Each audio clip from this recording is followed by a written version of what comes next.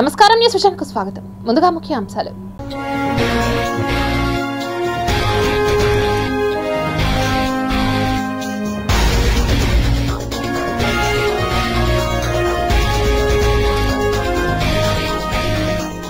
ప్రపంచంలోనే అతి శీతల ప్రదేశం, మరుగుతున్న నీరు కూడా మంచులా మారుతుంది. శబరిమలలో భక్తుల రద్దీ, అయ్యప్ప దర్శనానికి బారులు తీరిన భక్తులు. మున్సిపల్ కార్మికుల చర్చలు సఫలం, 21,000కు పెరిగిన వేతనం. టీటీడీ విజ్ఞప్తికి స్పందించిన కేంద్ర ఆర్కియాలజీ శాఖ, శిథిలావస్థలో ఉన్న మండపాలకు మోక్షం.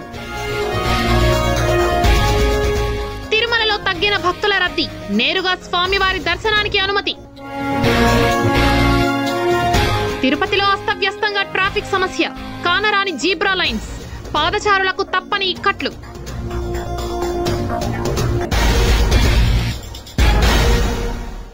ఇక వార్తల్లోని వివరాలు చూద్దాం. జగనన్న తోడు 8వ విడతలో 3,95,000 మందికి 417 కోట్ల 94 లక్షల రూపాయల నిధులను ముఖ్యమంత్రి వైఎస్ జగన్మోహన్ రెడ్డి అందజేశారు. గతంలో జగనన్న తోడు స్కీమ్ పరిధిలో రుణాలు తీసుకొని సకాలంలోనే రుణాలన్నీ కూడా చెల్లించి చెల్లించిన 5,80,968 మంది లబ్ధిదారులకు వాళ్ళు సకాలంలో చెల్లించిన వడ్డీని 13,64 లక్షల రూపాయలను వడ్డీని కూడా తిరిగి మళ్ళీ వాళ్లకు ఇస్తూ ఉన్నాం. అంటే మొత్తంగా ఈరోజు కార్యక్రమం చూస్తే దాదాపుగా 430 కోట్ల రూపాయలు ఈరోజు లబ్ధి చేకూరుస్తూ ఈరోజు వివిధ వర్గాలకు అందజేసే కార్యక్రమం జరుగుతూ ఉంది. ఇప్పటి వరకు లాస్ట్ 7 విడతల్లో ఒకసారి గమనించినట్లయితే ఈ జగనన్న తోడు పథకం అనేది ఏదైతే జరుగుతూ ఉందో ఆ పథకంలో ఈ 7 విడతలే కాక ఈ 8వ విడత కూడా పరిగణలోకి తీసుకుంటే ఇప్పటి వరకు యూనిక్ బెనిఫిషరీస్ కస్తూరి మాది ఓడ్చేరు. జగనన్న తోడు డబ్బులు వచ్చినాక టెప్నాగిరి పెట్టుకుని ఆయన ముందు ఖాళీగా ఉన్నాము. ఇప్పుడు మా కుటుంబ సభ్యులు ఆ డబ్బులతో కొంచెం సంతోషంగా ఉన్నాము. మా ఇంటి పింఛన్ ఇస్తుంది, మా కొడుకు వాహనం ఎత్తిన పడింది. మాకు ఇంటి స్థలం లేకుండా ఉంటే జగనన్న హౌసింగ్ లోన్ శాంక్షన్ చేయించినాడు. అన్న మళ్ళా జగనన్నే రావాలా, ఇంత సాయం చేసిన జగనన్నే మళ్ళీ మాకు జగనన్నే కావాలా, జగనన్నే రావాలా. చేయొద్దని జగనన్న తోడుని ఎన్నో మేము లబ్ధి పొందినాము. మాకు ఎన్నో సహాయాలు చేసినాడు మా జగనన్న. మాకు పిల్లకాయలకు కానీ చదువుకునేదానికి అమ్మఒడి సహాయం చేసినారు, రైతు భరోసా సహాయం చేసినారు. జగనన్న తోడు 10,000 తీసుకున్నాను. దానివల్ల శారీ బిజినెస్ పెట్టుకున్నాను.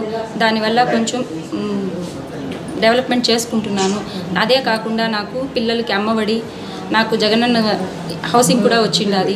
మా అత్తకి పెన్షన్ వస్తుంది. తెలుగుదేశం పార్టీ హయాంలో ఆంధ్రప్రదేశ్ రాష్ట్రంలో 22% మేర అప్పులు పెరిగాయని ఆర్థిక మంత్రి బుగ్గన తెలిపారు. ప్రస్తుతం వైఎస్ఆర్సీపీ హయాంలో 12% పెరిగిందని పేర్కొన్నారు. 4,28,715 కోట్లు, 4,28,715 కోట్లనుంది. ఇది ఎప్పటికీ కంప్లీట్గా ఆంధ్రప్రదేశ్ అప్పు, ఈ ప్రభుత్వానికి కాదు, కంప్లీట్గా ఆంధ్రప్రదేశ్ అప్పు. దానికి గాను 31 మార్చి 2019కి 2,64,451 కోటి.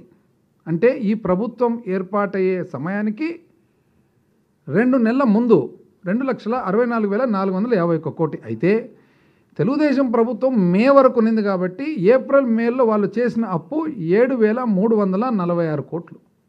అప్పుడు 2,64,451 కోటికి 7,346 కోట్లు కలిపితే 2,71,797 కోట్లు వైఎస్ఆర్ కాంగ్రెస్ పార్టీ ప్రభుత్వం ఏర్పాటయ్యేటప్పటికి ఆల్రెడీ ఉంది.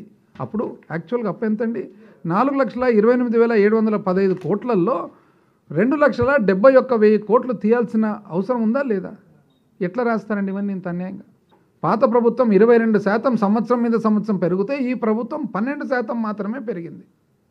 ఏది? కోవిడ్ పెట్టుకొని. ఇంటి స్థలానికి హక్కు పొందడం తిరుపతి వాసుల చిరకాల స్వప్నమని, అది జగనన్న సహకారంతోనే సాధ్యమైందని తిరుపతి వైసీపీ ఇన్ఛార్జ్ భూమన అభినయ్ రెడ్డి తెలిపారు. తిరుపతి రిజిస్ట్రేషన్ కార్యాలయంలో 9/2 సర్వే నెంబర్లో నివాసం ఉంటున్న యజమానులకు వారి సొంతింటి హక్కును కల్పిస్తూ వైఎస్ఆర్ కాంగ్రెస్ పార్టీ తిరుపతి అభ్యర్థి భూమన అభినయ్ రెడ్డి సాక్షి సంతకం చేసి ఇంటి స్థలాలకు రిజిస్ట్రేషన్ చేయించారు. ఈ సందర్భంగా ఆయన మాట్లాడుతూ 4 దశాబ్దాలుగా పరిష్కారానికి నోచుకొని 22A సమస్యకు జగనన్న ప్రభుత్వంలో ఎట్టకేలకు పరిష్కారం లభించడం సంతోషంగా ఉందని, ప్రజలందరూ ఆయనకు అండగా నిలవాలని కోరారు. దీంట్లో ముఖ్య పాత్రను పోషించి వాళ్ళతో కోఆర్డినేట్ చేసి సర్వేయర్ దగ్గర సర్వేయర్ సర్టిఫికెట్ ఇలాంటివన్నీ ఇప్పించడంలో స్థానిక కార్పొరేటర్ గారు కూడా భాగస్వాములు అయినారు. మేమందరం సాక్షి సంతకాలు కూడా పెట్టడం జరిగింది. ఈ సందర్భంగా తిరుపతి ప్రజానికానికి ఈ 22A కింద ఉన్నటువంటి సర్వే నెంబర్లు ఏవేవైతే ఈ మధ్య లిఫ్ట్ కాబడ్డాయో వాళ్ళందరూ త్వరితగతిన సబ్ రిజిస్టర్ కార్యాలయానికి వచ్చి మొదట మున్సిపల్ కార్పొరేషన్లో ఉన్నటువంటి సర్వేయర్ని అప్రోచ్ అయితే సర్వేయర్ రిపోర్ట్ ఇస్తాడు. దాని ఆధారంగా సబ్ రిజిస్టర్ కార్యాలయంలో మీరు మూలపత్రాలను పొందే అవకాశం ఉంది. ఇక్కడ ఎటువంటి మధ్యవర్తిత్తులు ఉండరు. ట్రాన్స్పరెంట్గా ఈ కార్యక్రమం జరుగుతుంది. ఎట్టకేలకు టీటీడీ నిర్ణయానికి పచ్చజెండా ఊపింది కేంద్ర ఆర్కియాలజీ శాఖ. ఎట్టకేలకు టీటీడీ విజ్ఞప్తికి కేంద్ర ఆర్కియాలజీ శాఖ సానుకూలంగా స్పందించింది. అలిపిరి వద్ద ఉన్న పాదాల మండపం, తిరుమల పుష్కరిణి వద్ద ఉన్న ఆహ్నిక మండపం శిథిలావస్థకు చేరడంతో పునర్నిర్మించాలని పాలక మండలి నిర్ణయించింది. పురాతన కట్టడాలు కావడంతో టీటీడీ ఈవో ధర్మారెడ్డి ఆర్కియాలజీ అధికారుల దృష్టికి తీసుకువెళ్లారు. 3 నెలల క్రితం కట్టడాల పరిశీలన జరిపి తగిన సూచనలు చేయాలని ఆర్కియాలజీ అధికారులను టీటీడీ కోరింది. 3 నెలలుగా ఆర్కియాలజీ శాఖ అధికారులు స్పందించలేదు. కట్టడాలు కూలిపోయే ప్రమాదం ఉండడంతో కేంద్ర సాంస్కృతిక శాఖ అడిషనల్ సెక్రటరీ రంజన్ చోప్రా దృష్టికి ఈవో ధర్మారెడ్డి తీసుకువెళ్లారు. కట్టడాల పునర్నిర్మాణంపై నిబంధనల మేరకు సూచనలు చేయాలని ఈవో ధర్మారెడ్డి కోరారు. ఈ నేపథ్యంలో కట్టడాలను టీటీడీ పునర్నిర్మించేందుకు సూచనలు చేసేందుకు కమిటీని ఏర్పాటు చేసింది ఆర్కియాలజీ శాఖ. హైదరాబాద్, చెన్నై, బెంగళూరు సర్కిల్స్కి చెందిన అధికారులతో కమిటీ ఏర్పాటు చేసింది. 17, 18వ తేదీలలో పరిశీలన జరిపి కమిటీ టీటీడీకి సూచనలు చేయనుంది. తిరుపతిలోని ముస్లిం సోదరుల వివాహ వేడుకలకు వినియోగించే షాదీ మహల్లో 80 లక్షల రూపాయలతో చేపట్టిన అభివృద్ధి పనులు వేగవంతం చేయాలని డిప్యూటీ మేయర్ భూమన అభినయ్ రెడ్డి ఆదేశించారు. తిరుపతి ఆర్సీ రోడ్లోని షాదీ మహల్లో నగరపాలక సంస్థ సాధారణ నిధుల నుంచి 80 లక్షల రూపాయలతో చేపట్టిన వంటశాల, భోజనశాల నిర్మాణ పనులను డిప్యూటీ మేయర్ భూమన అభినయ్ రెడ్డి అధికారులు, కార్పొరేటర్లతో కలిసి పరిశీలించారు.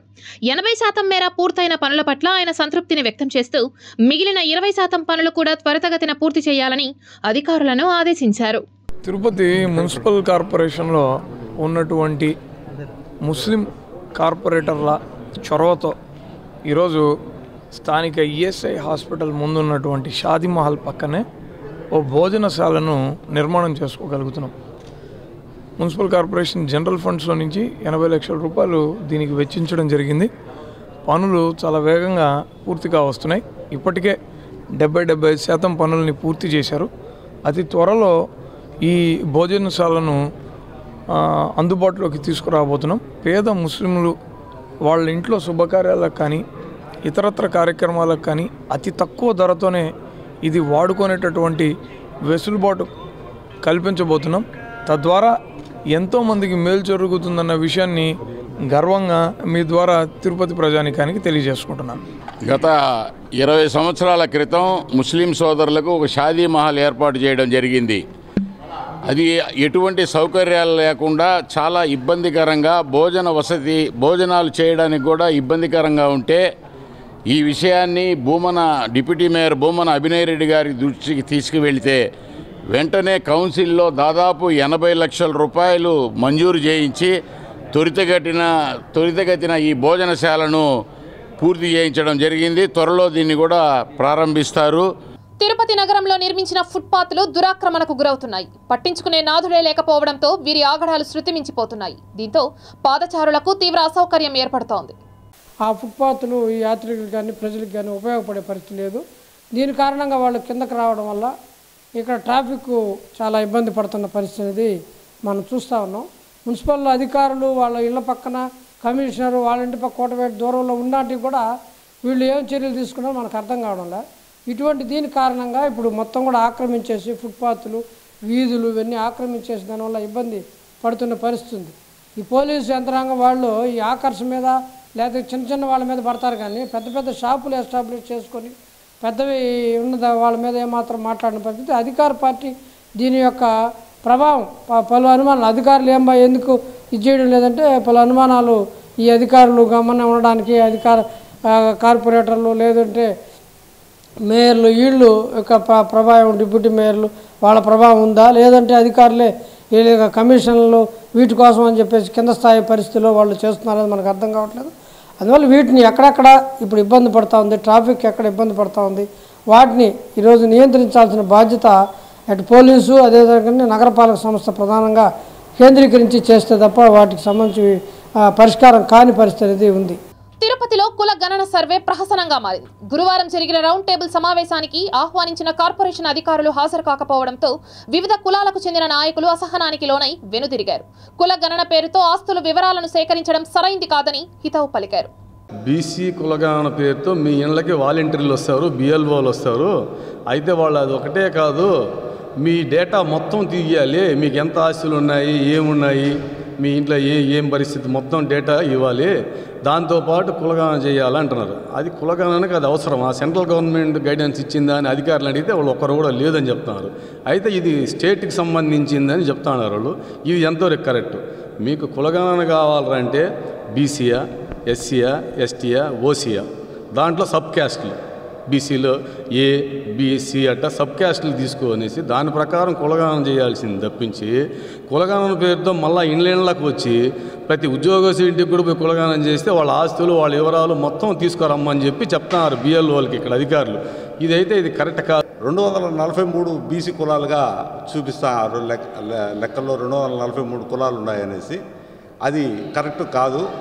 వాళ్ళకే క్లారిటీ లేకుండా ఈరోజు వచ్చి బీసీ కులగణన పేరుతో ఎలక్షన్ల ముందు ఈ విధంగా చేస్తూ ఉన్న పిల్లలు ఎంతవరకు చదువుకున్నారు, మీరు ఎంతవరకు చదువుకున్నారు అనేది కూడా పర్లేదు, కానీ ఆస్తుల వివరాలు కూడా దాంట్లో వాళ్ళని కులగణనలో అడగడం భావ్యం కాదని. నిత్యం రద్దీగా ఉండే తిరుపతి నగరంలోని ప్రధాన కూడళ్లలో ట్రాఫిక్ సిగ్నల్స్ వద్ద జీబ్రా లైన్స్ ఏర్పాటు చేసి నడిచి వెళ్లే వారికి సౌలభ్యం కల్పించాలని నగరవాసులు కోరుతున్నారు. దేశంలోని మెట్రోపాలిటన్ సిటీల్లో వాహనదారులతో పాటు నడిచి వెళ్లే వారికి అనేక సౌకర్యాలను ఏర్పాటు చేశారు. దినదినాభివృద్ధి చెందుతూ ప్రపంచ ప్రఖ్యాతిగాంచిన తిరుపతి నగరంలో రోజురోజుకు వాహనాల సంఖ్య పెరుగుతూ వస్తోంది. నగరవాసులతో పాటు యాత్రికులు, శ్రీవారి దర్శనం కోసం వచ్చే భక్తులు వాహనాలలో తిరుపతికి వస్తూ ఉన్నారు. అందుకు అనుగుణంగా నగరపాలక సంస్థ నగరంలోని విశాలమైన రోడ్లు, ట్రాఫిక్ సిగ్నల్స్ ను ఏర్పాటు చేసింది. ఇక్కడి వరకు బాగానే ఉంది. అయితే కూడళ్లలోని సిగ్నల్స్ వద్ద నడిచి వెళ్లే పాదచారుల కోసం జీబ్రా లైన్స్ ఏర్పాటు చేసి అమలు చేయడంలో అటు నగరపాలక సంస్థ, ఇటు ట్రాఫిక్ పోలీసులు విఫలమయ్యారు. నగరంలోని Balaji colony, town club, Leela Mahal, Bhavaninagar, Lakshmipuram తదితర కూడళ్లలో అధికంగా రద్దీ ఉంటుంది. ఇక్కడ నడిచి వెళ్లేవారు సిగ్నల్స్ దాటి వెళ్లడానికి ఇబ్బందులు పడుతున్నారు. ఎటు నుంచి ఏ వాహనం వచ్చి గుద్దుతుందో అని భయాందోళన వ్యక్తం చేస్తున్నారు. జీబ్రా లైన్స్ ఏర్పాటు చేసి పకడ్బందీగా నడిచి వెళ్లే వారికి సౌలభ్యం కల్పించాలని నగరవాసులు, పాదచారులు కోరుతున్నారు. సిగ్నల్ ఏర్పాటు చేశారు. అయితే సిగ్నల్తో పాటే నడిచి రోడ్డు క్రాస్ చేసే వాళ్ళకి జీబ్రా లైన్స్ కూడా గతంలో ఏర్పాటు చేశారు. అవన్నీ కూడా ఇప్పుడు పెయింటింగ్ అవన్నీ వెళ్ళిపోవడం వల్ల వాహనాలన్నీ కూడా ముందుకొచ్చేసి నిలబెడతా ఉన్నారు. ఈ నడిచే వాళ్ళు రోడ్డు క్రాస్ చేసేటప్పుడు ఇటుపక్కన ఇంకా ఎవరు ఎలాగెళ్ళాలనేది కూడా తెలియకుండా పోతా ఉంది. అందులో వాహనదారులు కూడా బాగా ముందుకొచ్చి పెట్టేయడం వల్ల ఏదైనా ప్రమాదాలు జరిగే అవకాశాలు ఉన్నాయి.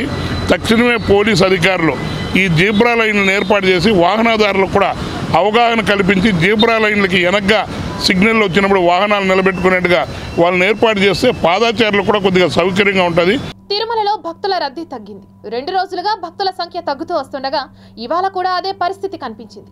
వైకుంఠం క్యూ కాంప్లెక్స్ లో వేసి ఉండే అవసరం లేకుండానే నేరుగా శ్రీవారి దర్శనానికి టీటీడీ అనుమతిస్తోంది. సర్వదర్శనం భక్తులకు కూడా దర్శనం త్వరగానే అవుతోంది. శ్రీవారిని 65,900 మంది భక్తులు దర్శించుకున్నారు. అలాగే శ్రీవారి హుండీ ఆదాయం 3.77 కోట్ల రూపాయలుగా వచ్చినట్లు టీటీడీ తెలిపింది. స్వామివారికి 16,990 మంది భక్తులు తలనీలాలు సమర్పించి మొక్కులు చెల్లించుకున్నారు.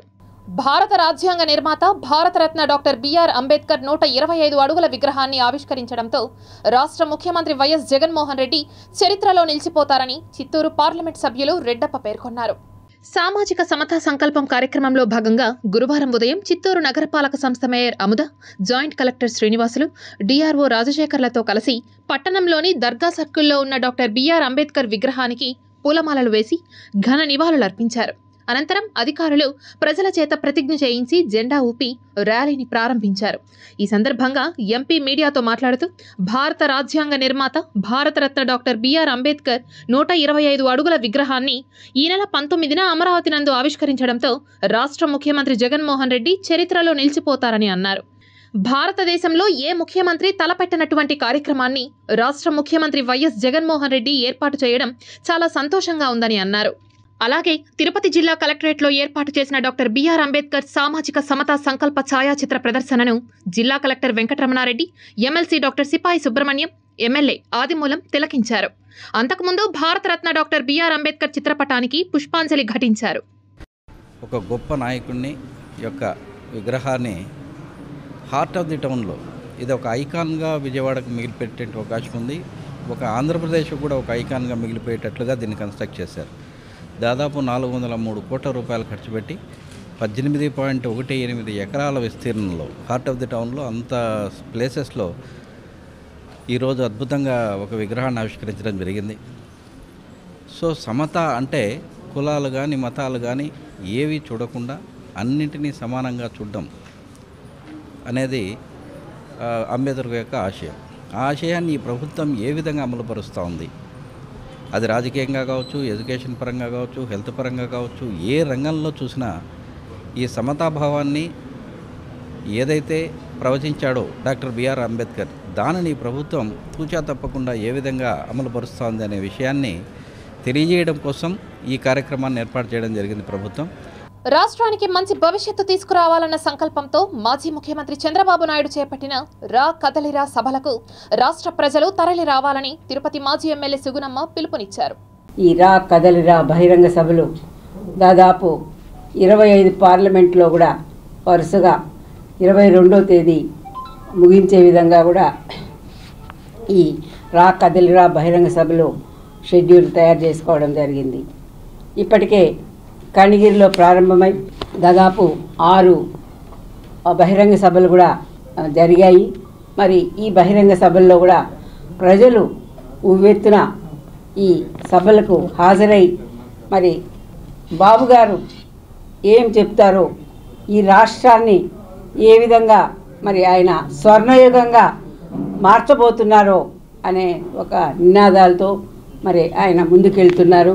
చిత్తూరు జిల్లా కుప్పంలో దారుణం జరిగింది. మైనర్ బాలికపై వృద్ధుడు అత్యాచారానికి పాల్పడిన ఘటన ఆలస్యంగా వెలుగులోకి వచ్చింది. కుప్పం నియోజకవర్గం శాంతిపురం మండలం నక్కనపల్లి గ్రామంలో మైనర్ బాలికపై వృద్ధుడు అత్యాచారానికి పాల్పడిన ఘటన ఆలస్యంగా వెలుగులోకి వచ్చింది. గత 2 నెలలుగా బాలికపై సంపంగిరెడ్డి అనే వ్యక్తి అత్యాచారానికి పాల్పడుతున్న సంగతి బాలిక కుటుంబ సభ్యులకు ఆలస్యంగా తెలియడంతో వారు పోలీసులకు ఫిర్యాదు చేశారు. పోలీసులు సంపంగిరెడ్డిని అదుపులోకి తీసుకుని విచారిస్తున్నట్లు సమాచారం. బాలికను చికిత్స నిమిత్తం ప్రభుత్వ ఆసుపత్రికి తరలించి రాళ్లబుదుగూరు పోలీసులు కేసు నమోదు చేసి దర్యాప్తు చేస్తున్నారు. పూర్తి వివరాలు పోలీసుల దర్యాప్తులో తేలాల్సి ఉంది. శ్రీ గోవిందరాజస్వామి వారి ఆలయంలో అధ్యయనోత్సవాలు వేడుకగా జరుగుతున్నాయి. తిరుపతిలోని శ్రీ గోవిందరాజస్వామి వారి ఆలయంలో అధ్యయనోత్సవాలు ప్రారంభమయ్యాయి. ఫిబ్రవరి 2వ తేదీ వరకు అధ్యయనోత్సవాలు జరగనున్నాయి. ప్రతి ఏడాది ఆలయంలో అధ్యయనోత్సవాల సందర్భంగా దివ్య ప్రబంధాన్ని పారాయణం చేయడం ఆనవాయితీగా వస్తోంది. ఇందులో భాగంగా ఉదయం ఆలయంలో సేవాకాలం నిర్వహించారు. రాత్రి 7 గంటల నుంచి 8 గంటల వరకు ఆలయంలోని కళ్యాణ మండపంలో శ్రీదేవి భూదేవి సమేత శ్రీ గోవిందరాజస్వామి వారిని, సేనాధిపతి వారిని, ఆళ్వార్లను వేంచేపు చేశారు. వారి సమక్షంలో దివ్య ప్రబంధాన్ని పారాయణం చేశారు. అధ్యయనోత్సవాల్లో భాగంగా జనవరి 20న చిన్న సాత్తుమొర, జనవరి 26న ప్రణయ కలహోత్సవం, జనవరి 30న పెద్ద సాత్తుమొర నిర్వహిస్తారు. ఈ కార్యక్రమంలో ఆలయ డిప్యూటీ ఈవో శాంతి, ఏఈఓ మునికృష్ణారెడ్డి, సూపరింటెండెంట్లు నారాయణ, మోహన్, టెంపుల్ ఇన్స్పెక్టర్లు రాధాకృష్ణ, ధనుంజయ పాల్గొన్నారు.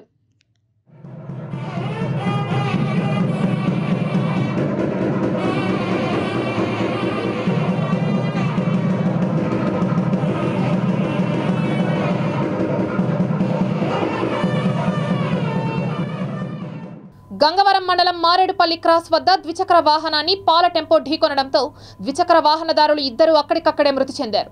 ఒకరికి తీవ్ర గాయాలయ్యాయి. క్షతగాత్రులు పలమనేరు వాసులుగా గుర్తించారు.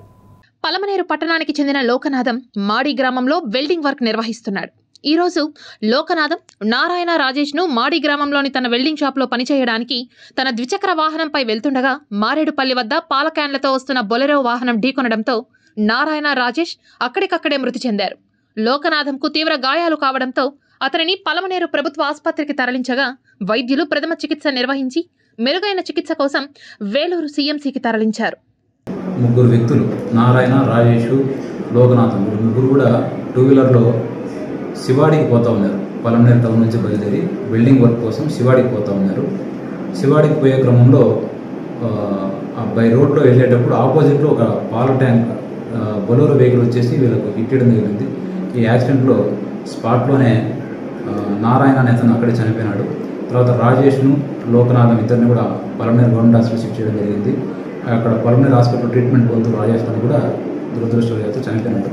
ఈ బొలెరో వెహికల్ను ఆ వెహికల్ డ్రైవర్ కూడా స్టేషన్ తీసుకొచ్చినాము. వాళ్ళ మీద కేసు నమోదు చేసి వాళ్ళ మీద క్రిమినల్ యాక్షన్ తీసుకుంటారు.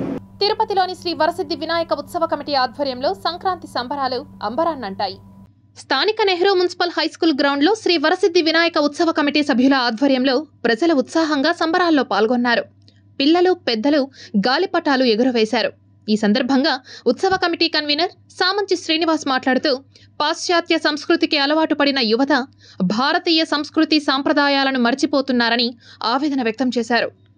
కంప్యూటర్లకు, సెల్ ఫోన్లకు, టీవీలకు పరిమితం కాకుండా వాళ్ళల్లో ఉన్నటువంటి సృజనాత్మకతను వెలికి తీయాలంటే కేవలం మన గ్రామీణ ఆట పాటల ద్వారా మాత్రమే శారీరక దారుఢ్యం కావచ్చు, మానసిక మెరుగుతనం కావచ్చు, ఈ రెండు కూడా కేవలం మైదానంలో ఆడుకున్నప్పుడే లభిస్తుంది. అందులో కూడా ప్రతి ఆట వెనుక ఒక శాస్త్రీయమైనటువంటి సమాధానం ఉంది. గాలిపటాలు ఎగరవేసేటువంటి సమయంలో ఎగిరేటువంటి ఎదురు గాలిలో ఎగిరే గాలిపటం జీవితంలో ఎదురయ్యేటువంటి సమస్యలను ఎలా అధిరోగించాలో ఆ గాలిపటం ద్వారా నేర్చుకోవచ్చు.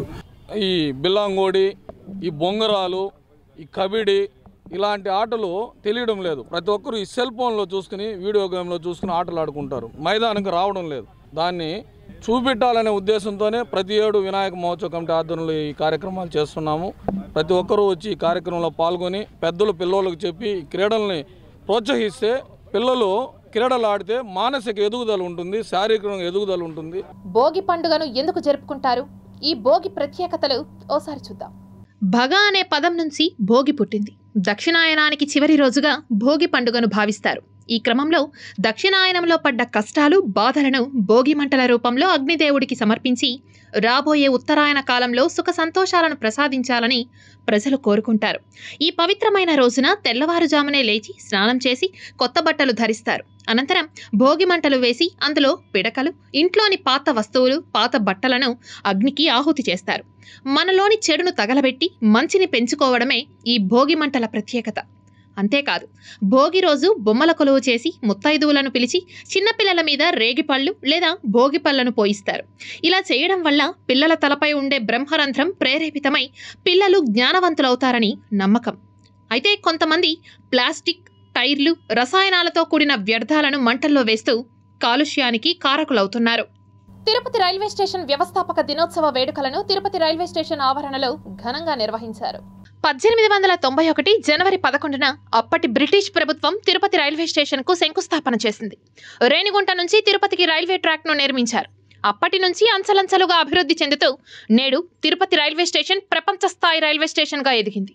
ఈ నేపథ్యంలో గురువారం స్టేషన్లోని విఐపి లాంచ్ వద్ద స్టేషన్ డైరెక్టర్ సత్యనారాయణ ఆధ్వర్యంలో ఉద్యోగులు కేక్ను కట్ చేసి అందరికీ స్వీట్లు పంచిపెట్టి సంబరాలు జరుపుకున్నారు.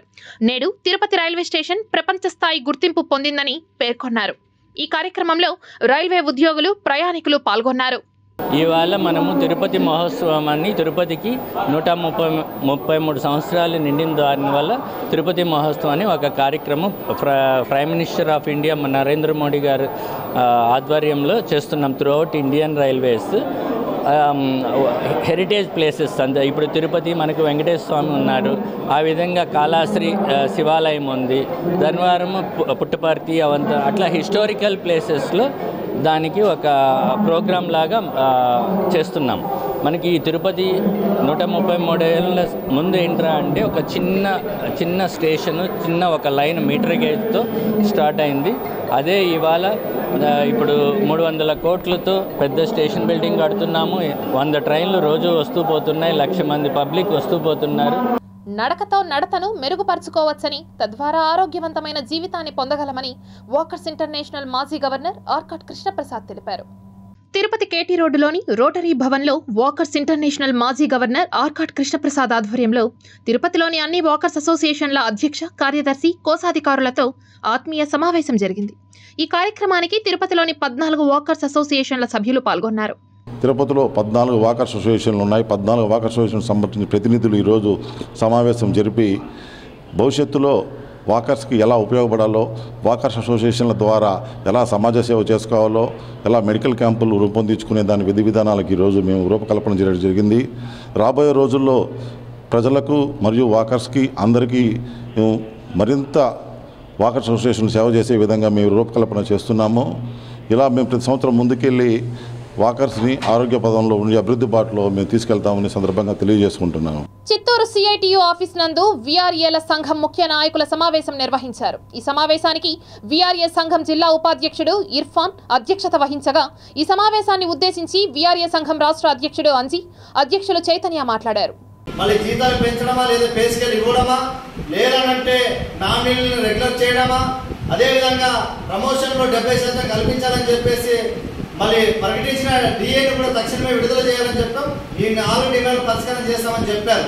అయితే నేటి వరకు కూడా వాటి గురించి ఇంకా పండగ కూడా 2-3 రోజులు ఉంది. మరి పండగ కూడా అయిపోయి వచ్చింది. ఇంతవరకైనా మళ్ళీ ఒక ప్రకటన కానీ ప్రభుత్వం నుంచి రాలేదు. మళ్ళీ రాకపోతే మేము ఒకటే చెప్పాం, ఖచ్చితంగా సంక్రాంతి పండుగ అయిపోయిన తర్వాత 20 తారీఖు తర్వాత ఖచ్చితంగా సమ్మె వెళ్ళడానికి సంసిద్ధమవుతున్నాం.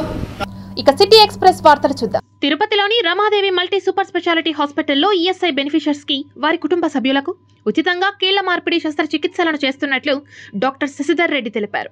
అత్యాధునిక వైద్య విధానం ద్వారా కీళ్ల మార్పిడి ఆపరేషన్ జరిగిన 3 రోజుల్లోనే వారు నడిచేలా చేస్తామని చెప్పారు. స్వచ్ఛ సర్వేక్షణ్ 2023 పోటీల్లో తిరుపతి నగరపాలక సంస్థ అవార్డుల మోత మోగించింది. 10 లక్షల జనాభా కలిగిన పట్టణాల్లో తిరుపతి నగరం 2వ ర్యాంకు సాధించగా, జాతీయ స్థాయిలో క్లీనెస్ట్ సిటీగా తిరుపతి నగరపాలక సంస్థ 8వ ర్యాంకు సాధించింది.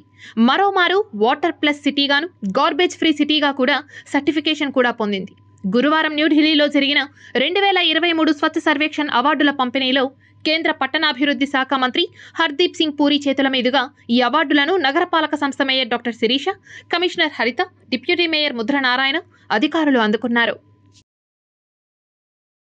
తిరుపతి యశోదానగర్లోని లిటిల్ ఏంజల్స్ హైస్కూల్లో సంక్రాంతి పండుగ సంబరాలను ఘనంగా నిర్వహించారు. ఆ పాఠశాల చైర్పర్సన్ రమాదేవి ఆధ్వర్యంలో జరిగిన వేడుకల్లో ప్రిన్సిపల్ పద్మశ్రీ, ఉపాధ్యాయులు, విద్యార్థులు ఉత్సాహంగా పాల్గొన్నారు. Tirupati gold jewellery and silver merchants association సమాచారం మేరకు తిరుపతి లోకల్ బులియన్ మార్కెట్లో బంగారం, వెండి ధరలు ఇలా ఉంటాయి. 24 క్యారెట్ల అపరంజి బంగారం 10 గ్రాముల ధర 64,170 రూపాయలు. 22 క్యారెట్ల బంగారం 1 గ్రాము ధర 5,763 రూపాయలు. వెండి 1 కేజీ ధర 73,500 రూపాయలు.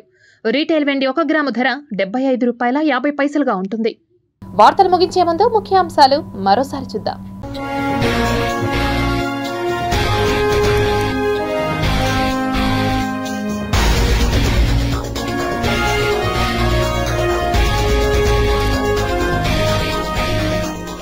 ప్రపంచంలోనే అతి శీతల ప్రదేశం, మరుగుతున్న నీరు కూడా మంచులా మారుతుంది. శబరిమలలో భక్తుల రద్దీ, అయ్యప్ప దర్శనానికి బారులు తీరిన భక్తులు. మున్సిపల్ కార్మికుల చర్చలు సఫలం, 21,000కు పెరిగిన వేతనం. టీటీడీ విజ్ఞప్తికి స్పందించిన కేంద్ర ఆర్కియాలజీ శాఖ, శిథిలావస్థలో ఉన్న మండపాలకు మోక్షం. తిరుమలలో తగ్గిన భక్తుల రద్దీ, నేరుగా స్వామివారి దర్శనానికి అనుమతి. తిరుపతిలో అస్తవ్యస్తంగా ట్రాఫిక్ సమస్య, కానరాని జీబ్రా లైన్స్, పాదచారులకు తప్పని ఇక్కట్లు.